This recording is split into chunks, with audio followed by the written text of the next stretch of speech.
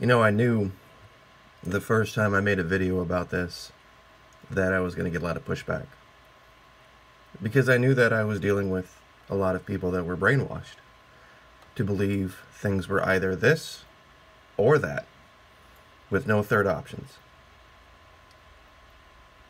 It's a very difficult thing to know that that's going to be the result of your efforts, but you have to do it anyway. It is something that is going to go down in history as having been a giant blind spot. At the time, Hitler was a giant blind spot. Nobody in the 30s in this country, or really anywhere else, 1937, 38, 39, was worried about what was going to come to be the most terrifying time in history.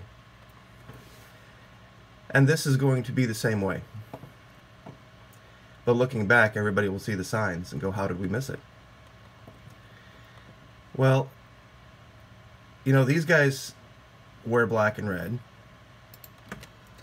And I've shown you this. And I have shown you that. And here's another one. Same kid. Black, red, this time in camo garb. But I'm going to show you something else that I think might be able to put it all together for you. You know what that is? That's the logo for Marjory Stoneman Douglas. Not making it up. You can Google it yourself. That is the logo for Marjory Stoneman Douglas High School. And just let that soak in for a minute. And if you think I'm kidding, or that's just, I mean, here's their football team. Black and red. Black and red. I mean, it's all out there. I mean, and you can find all this. And nobody's talking about it. Nobody's looking at it.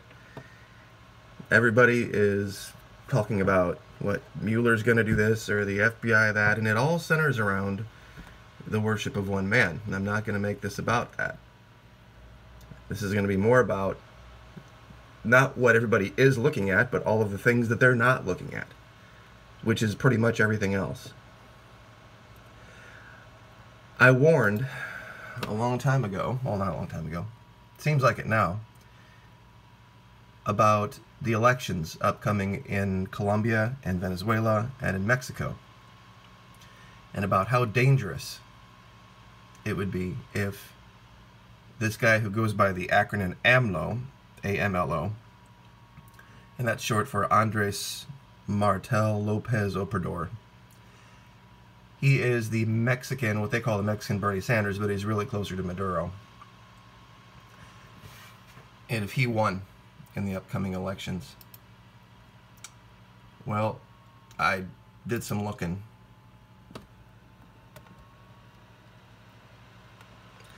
And it's looking like he's gonna. And I'll say it again. If Obrador wins in Mexico, and they make some deal for Maduro to leave in Venezuela, leaving Isami in power, and then somehow, now I know Timochenko, the representative of the FARC that was running in Colombia, has suspended temporarily his campaign.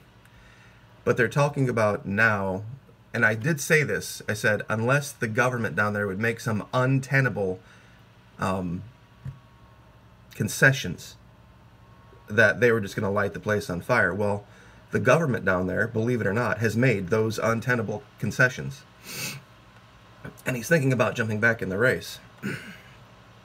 Pardon me, it's allergy season here in Florida, and if you hear the sniffing or you hear that, it's just it's a bad time of year down here. There's all sorts of stuff in the air. Anyway, if he steps back in the race, Rodrigo Londoño Timochenko in Colombia, by this summer, from Mexico all the way down through the north part of South America, we already have Ortega in Nicaragua? Yeah. all of Latin America then would be led by pro-terrorist or former terrorist leaders. And I just can't, I cannot overstate how much danger the United States would be in at that point, and the Panama Canal. I mean, I don't think these guys are going to put together an army and start marching across our border, 10 wide, and just start taking over states. That's not how they're going to do it. But they will take the canal, one way or the other. They're already in bed with Russia, and Russia controls. I know this is a law. I should probably do a video just on it. The Russian oil company Rosneft bailed out the Venezuelan oil company PDVSA. PDVSA is the Venezuelan state oil company that provides all of the big tugboats that pull all of the big gas ships through the new side of the Panama Canal, the Panamax side. And they're the only ones who can do it. It's not like there's a whole bunch of companies all lined up behind them saying, well, if they screw up, we're next. These aren't normal tugboats. These aren't, this isn't something where you can just say, I'm going to start up a tugboat company and go down to Panama and I'm going to take their place. You can't. It doesn't work that way. These guys have the experience, and these guys have the know-how and the knowledge. And right now, by proxy, that side of the canal is being pretty much run by the Russians. I know I've stayed on this tab for a long time, but I wanted to show you something else about these people. I've made this allegation about Panama and the ELN. Yesterday I talked about how the ELN has now been seen to have infiltrated the Venezuelan military, and I use the word infiltrated, excuse me, in giant air quotes. Look at what they've done. This is all ELN-controlled territory now. This is where the vast majority of Colombia's ground forces are. Do you see what they've done here? They've created a zone. They've cut the country in two. And now it's a straight shot. Nobody's seeing it, but now it'll be a walk. Remember, they seized a hospital over here. The Venezuelan government seized a hospital, a privately owned hospital, and has barred any cameras from being inside it right here. This entire Zulia, this entire province of Venezuela, doesn't have any regional government anymore. It's run by Caracas. Over last summer, there were 2 documented separate military incursions by the Venezuelan military into this part of Colombia. These are not things I'm making up. These are things you can look for yourself. Go to Columbia Reports, look it up. Go anywhere, really, and look it up. It was something the Colombians were screaming about. The Venezuelans had come across the border and stayed for, at one time, they stayed for 2 weeks. Up here. And now the ELN has essentially cut the southern part of Colombia off from the northern part of Colombia.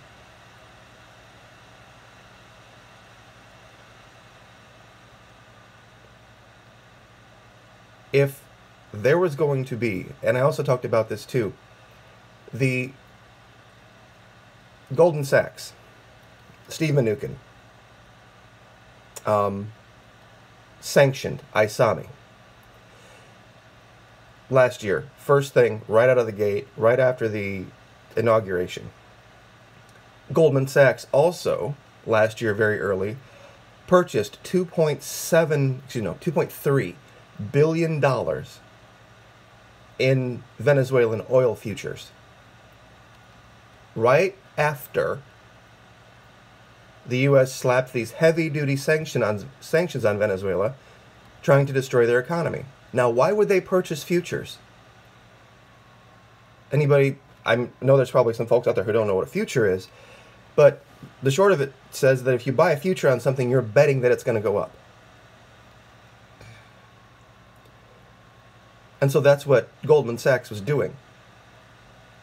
And they were betting that oil, Venezuelan oil, was going to go up. And today's kind of a big day. because they're issuing the petro down there. It's a cryptocurrency, but it's a very different kind of cryptocurrency. It's backed. It's a secured currency.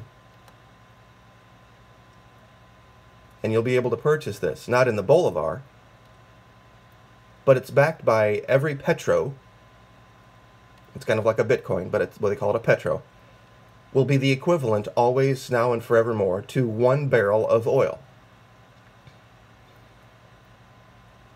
And it's estimated that Venezuela has almost 300 billion barrels of untapped oil. So if Goldman Sachs thinks that oil is going to go up, and they're issuing this currency backed by, this cryptocurrency backed by oil, what does that say for the Venezuelan economy very shortly, if it's starting to be based then on that crypto? That people around the world are going to be dumping money into Venezuela like nobody's business. And this whole thing with the Bolivar crashing is going to be a giant fool's errand by the United States. And very quickly, we're going to see parties start to vie for control. And there's only one way they're going to do that, and that's war.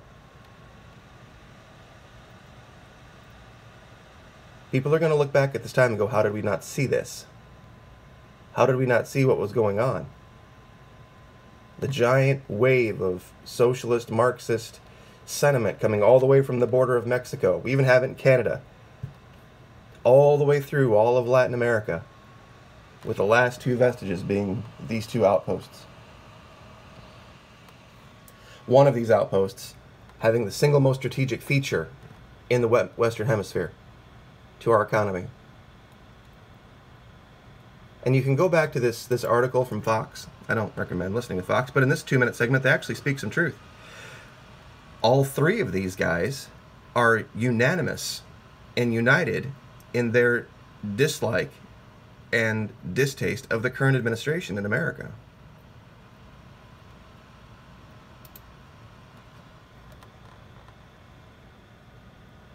And this is what's going to go down.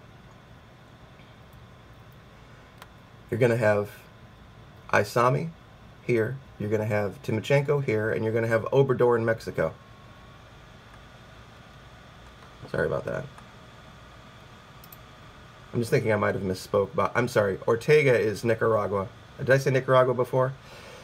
Some of these countries down here, it's been a long time, but they're all from here. Nicaragua, Honduras, all these places down here are all very pro-Marxist, pro-socialist.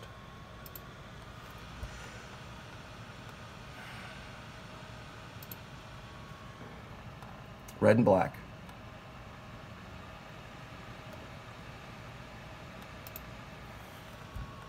You can't make this stuff up, guys. I mean, I didn't make these people choose red and black. It's all out there. I mean, you talk about the Super Bowl predictive programming stuff. I mean, it's pretty easy to see here, isn't it? I mean,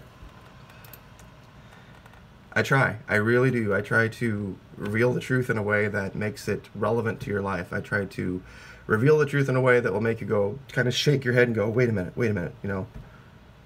I know that I've been seeing this and I've been believing that, but maybe I should consider a third alternative. And I'm trying to ring the bell for it. I just hope that people listen in time and they see what's happening. So I'll leave it there. I'll let you guys do your research on your own. Pray for what's happened, the people that have been affected by this down in Florida. And for our country as well, because we're going to need it. Like, share, subscribe.